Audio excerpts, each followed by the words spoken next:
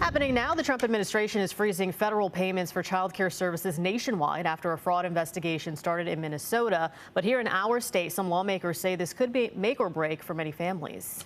Capitol reporter Dina Harley joins us live in Raleigh. And Dina, you heard from one lawmaker who says our General Assembly can do something right now. Yeah, Representative Phil Rubin said they can and should act very quickly, he says, because he says if these child care centers don't get this critical funding that they need, they could be forced to close their doors. That, of course, would leave some parents out of work. I'm really worried about it. We were already in a funding crisis for childcare in North Carolina for a couple of reasons, including the lack of a state budget. And so this is the thing that could actually tip it into failure. A worsening crisis in North Carolina as child care programs are already underfunded and hard to get into.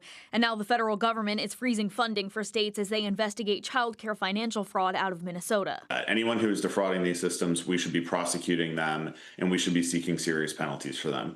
The thing is, you don't have to harm working families in this way to do that. Democratic Representative Phil Rubin says without this critical funding, child care centers across the state will be forced to close. He's worried that'll mean working parents won't be able to do their own jobs. I think anybody who has had either, is a single parent or has had two working parents or has that sort of situation can tell you when childcare is closed, it makes it impossible for you to do your job. And so he wants the General Assembly to act now. Rubin co-sponsored a bill he says would be a long-term fix for the crisis by creating a child care financing agency. But he says it can't wait, and so there are steps lawmakers can take to immediately help. There's a few very concrete steps we could take right now.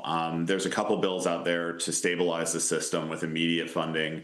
Like I said, we could take over the payments to the providers, and then we would fight with the federal government for reimbursement. A report from the Department of Commerce and NC Child highlights the impacts of parents in the workforce. Their data says getting parents back into the workforce could bring $13.3 billion extra dollars in annual economic input in the state and create nearly 70,000 new jobs statewide. Representative Rubin says it's money the state's losing if they don't act now. If child care centers go under because of this, even if we win a lawsuit later, even if it gets reversed in 2 months, like this stuff always does when they do these illegal things, those businesses will be gone. They don't just come back.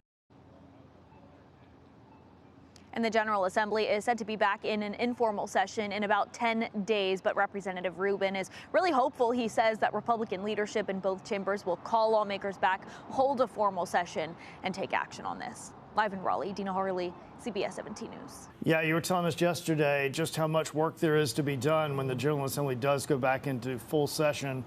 A lot to tackle. This is one more thing they may deal with. Yeah. Dina, thanks. Yeah, we'll see what happens.